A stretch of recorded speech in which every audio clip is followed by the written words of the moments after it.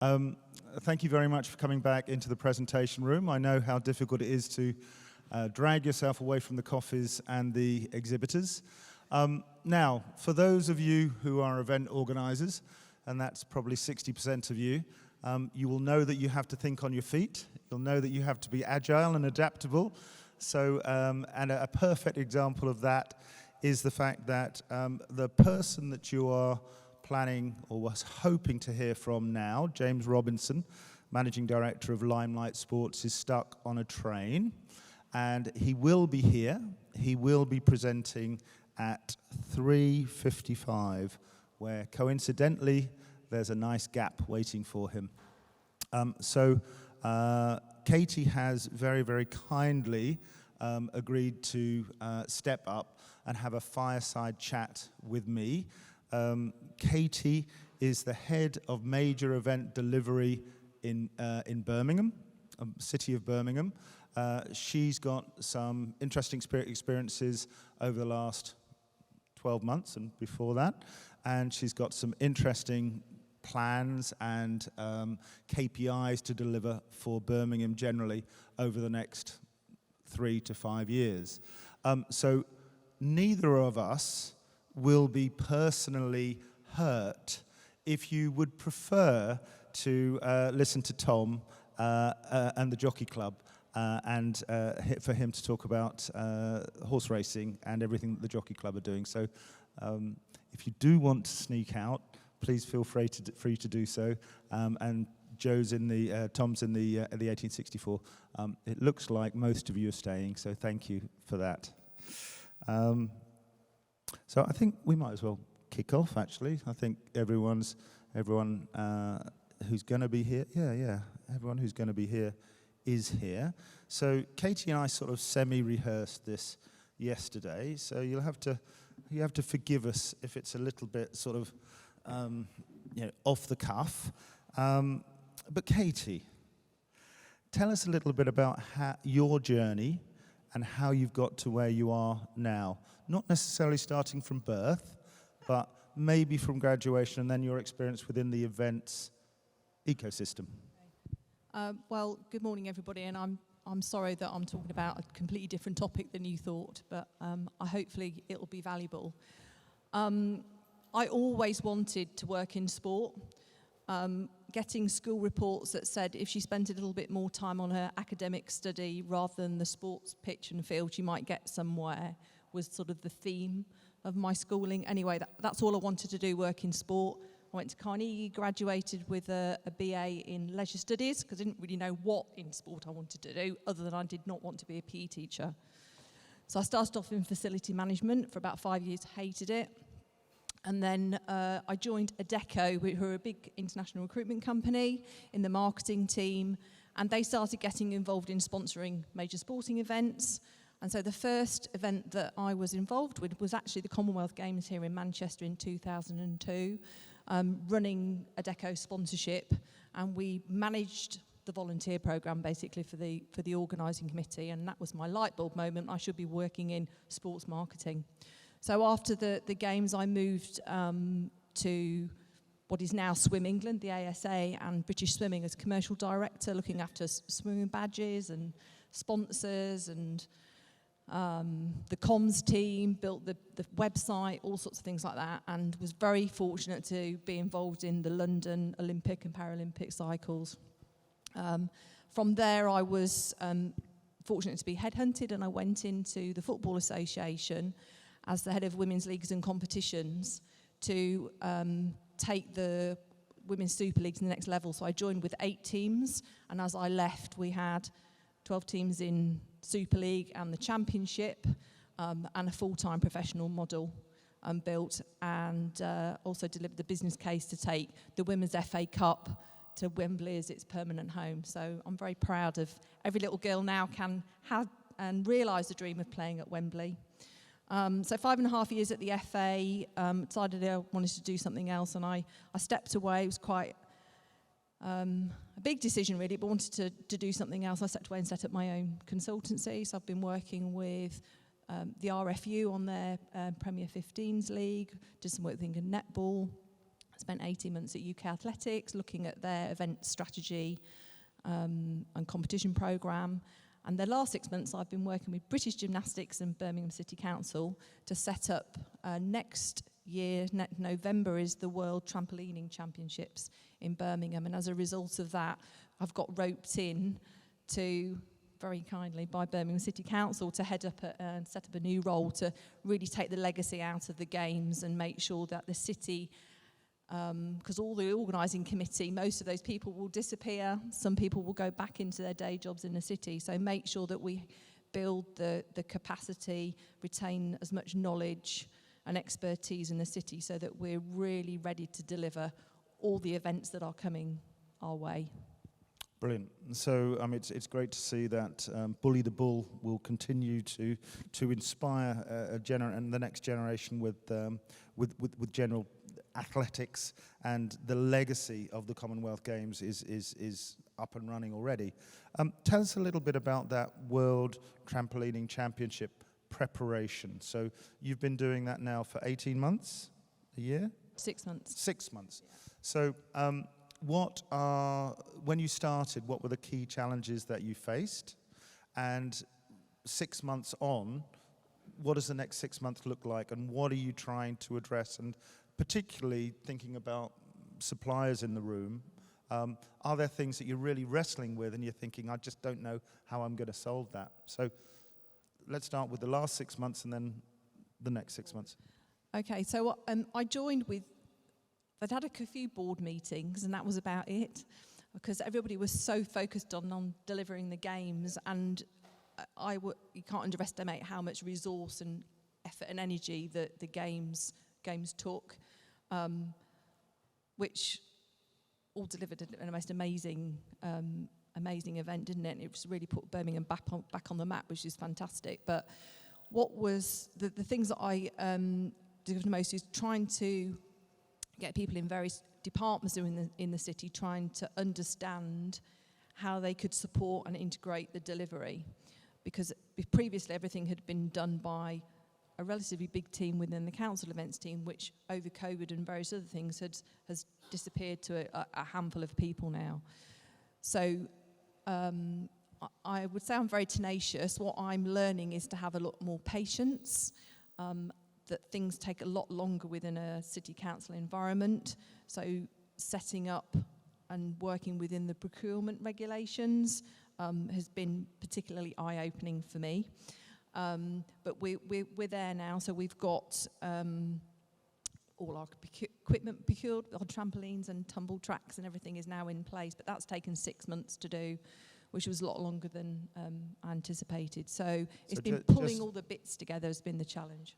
Just to mine down or drill down on that, so procurement portals, is there a dedicated sort of West Midlands one that people should look at for opportunities? Where are future procurement opportunities for World Trampoline Champions likely to be surfaced? Yeah, that's a really good point, because actually I don't think people know too much about it, because when we have put things up on the platform, the response, I think, has been quite poor. I've actually used things like LinkedIn, has been much more effective.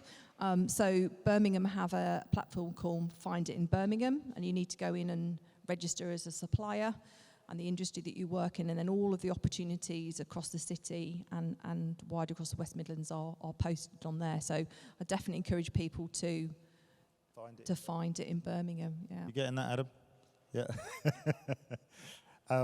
Part of MEI membership benefit is we look at about 47 portals around the world, and Adam goes and every week looks for opportunities, so we'll just add that one to the list. So that's sort of the last 6 months. You've been basically making sure that the equipment's going to be in place. Looking at the next 6 months and the sort of challenges that you're facing. Yeah. So I've also spent quite a fair bit of time looking at the budget. We were talking in the other room about the pressure on budgets. The budget was put together in 2019. It's a very different situation now. So it's now getting to that next level of things like the workforce planning. Have we got the right people? All the organisations involved, so the city, British Gymnastics and so on, have had quite a lot of change in terms of their own staffing structures and resources. So lots of the the work that was going to be done, if you like, from a value in kind point of view, people being seconded across, those people don't exist anymore. So there's a lot more work, particularly in the next couple of months, to get our heads around that. We're all up to Liverpool next week because the World Artistic Gymnastics is up in Liverpool, and we're hoping that some of the team up there would like to come and help in Birmingham and transfer that knowledge from one discipline within the FIG to another. So but budgets, workforce planning are key areas. The other area that we've started to work on is the whole impact and legacy side of things. It's a very overused word, I think, and my experience of working across a number of different sports and events in the past is something happens at event time and then it disappears. What I'm very keen to do in my new role is try and ensure that we have a thread of impact and legacy activity that goes from one event to the next. So we're looking very closely at what gymnastics and Liverpool are doing with this World Championships to see whether we can translate and move some of that activity down to Birmingham so that it's people in a different area of the country get the similar sort of opportunity that's been set up. We're not setting up with a blank piece of paper. So it's how can we transfer those things over, and also working very closely with the NEC group, because that's our venue. What are they already doing from a sustainability, environmental policy point of view, and how that links to what the city's doing in terms of its ambitions to be carbon neutral. And that is a beautiful segue into the other part of your job, which is major event delivery for the city of Birmingham. Many of you will know Joel Lavery, who works very closely with MEI, and he's effectively Katie's oppo for West Midlands generally. So from a Birmingham perspective, you were talking to me about the strategy that you're trying to put together? Yeah. So the city has created a major sports events strategy. We want to put ourselves on the map as a destination. I suppose very much like Manchester and Glasgow have done. And so we have a strategy. We've created a major sporting event leadership group, which brings together all the key partners across the city and the West Midlands, whether that be venues like Edgbaston, the NEC group, our hoteliers are around the table. We have people like Sport Birmingham, which is the grassroots side. So all the key players and partners are around the table, seeing that how can we create a much more effective ecosystem for sports events in Birmingham and then the wider West Midlands, and how can we work much more effectively together. And that includes looking at all the opportunities that come along, and does it fit in with our overall strategy. So at the moment, it's quite reactive in terms of the shop window that Birmingham has created in the summer. Everybody wants to come and talk to us about coming and using our pot of legacy money to attract new events, which is fantastic. I think what we've got to do is turn it around a little bit and make sure that we have a balanced portfolio of events that will deliver to all the different parts of the strategy. So it might be to do with international reach and eyeballs across the world, which is very helpful in terms of inward investment and tourism, but also which events are going to deliver more for our own individual neighbourhoods and our citizens across Birmingham, and reflect the diversity of the population that we have, or is it an event that which will help much more in terms of upskilling and providing job opportunities to local members of the community, using suppliers and companies within Birmingham. So we have targets around the number and value of all the contracts that will be awarded going to Birmingham West Midlands companies too. Great, brilliant. And we talk about events in the broadest sense. I mean, your background and your passion is sport, as is mine, but we've got a number of festival organisers, other cultural events in the room, and we are talking about events in the broadest sense, cultural events, are we? Yeah, absolutely. My focus will be particularly on the sporting side of things. One of my colleagues who's been with the City Council for a long, long time is a great ambassador for the city. I don't know if many of you have ever come across Gary Peel, but he's a mind of information. So Gary will be looking at, after the cultural events and things like the Christmas market and those types of things, but we'll work very closely together because I think there are there's capacity and, the whole processes and things that we can be working much more closely together on. The city's also looking at developing an annual cultural festival. We have an annual international dance festival, and the idea is to see if that can be developed in a similar way as to the Commonwealth Games festival was delivered, but doing that on an annual basis. So the impact and the purpose that those events can deliver will need to be put against the sport ones and make sure that it's balanced overall. Brilliant. Don't do any more of those father and son events, because my brother-in-law took my nephew and almost killed them both. So please, no more of those. Going back to your point about the suppliers in the area, our main sponsor today is Cube. Their head office is in Worcester. Would they be allowed to join this leadership group? Are suppliers allowed to join the major events leadership group?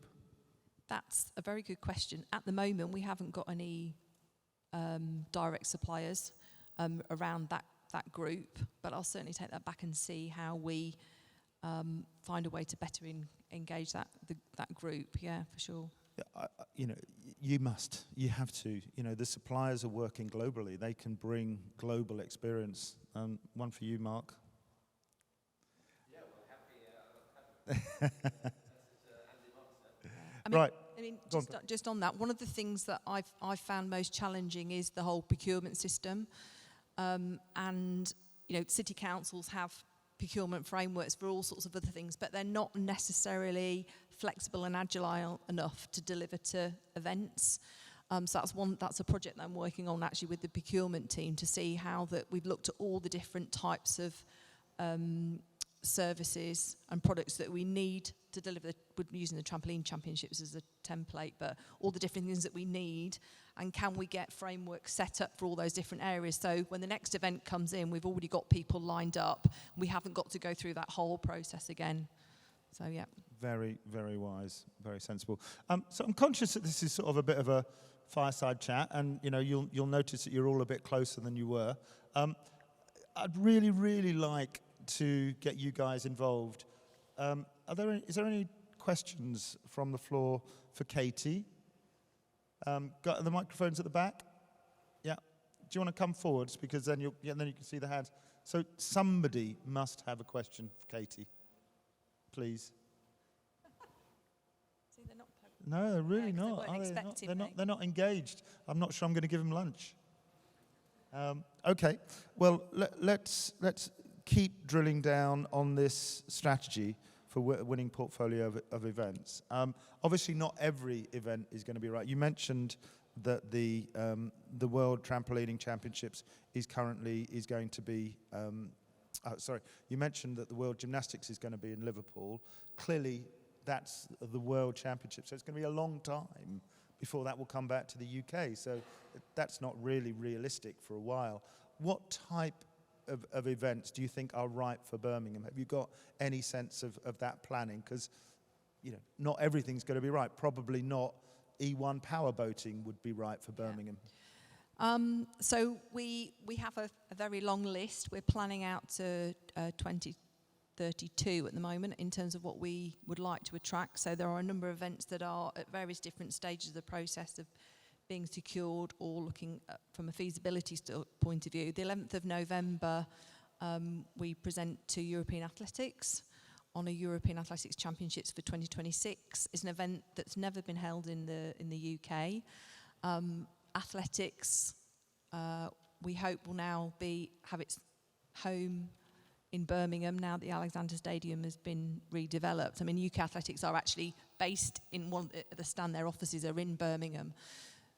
But they've travelled around the country for events, etc. So we really want to make Birmingham the home of athletics, and we have a 10-year deal now with them for the indoor events. And they announced, it was on the Breakfast News this morning, about the World Indoor Tour final being at the Utility Arena in February. Brilliant.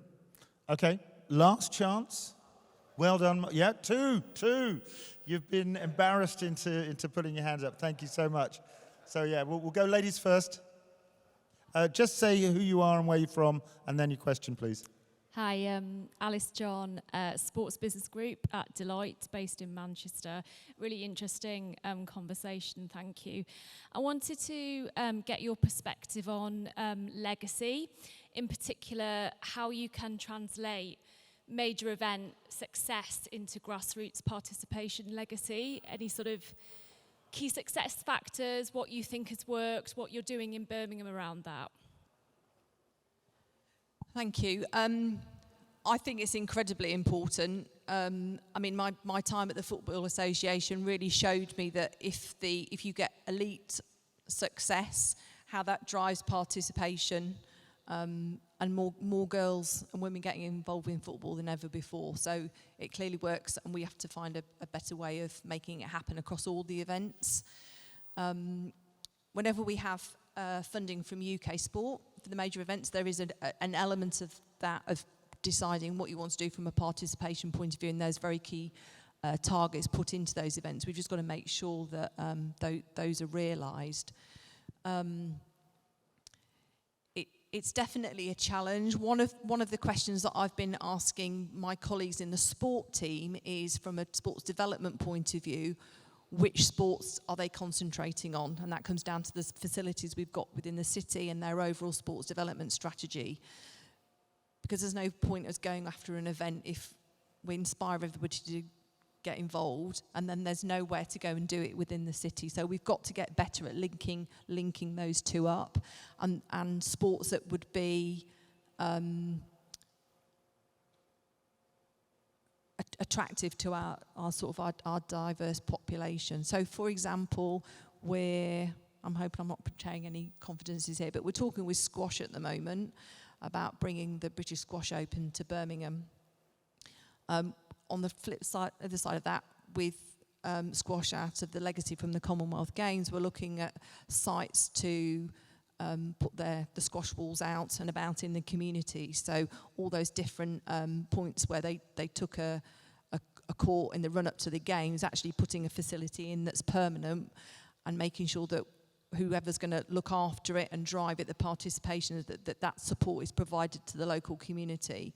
And then that gives us an opportunity to link in what would be happening in the major event. So I think it's just trying to make sure everything is joined up and not. I mean, there are so many different events that we could do, but I think we've got to be more picky at making sure that those connections and the support around developing the grassroots side is in place, alongside events that might, give us a more profile internationally from a tourism and business investment point of view. It's about that balance, but picking sports that we know we can help drive activity. The trampolining, for example, some of the equipment will be staying with us, and it means that we can improve the infrastructure within the club network through that equipment.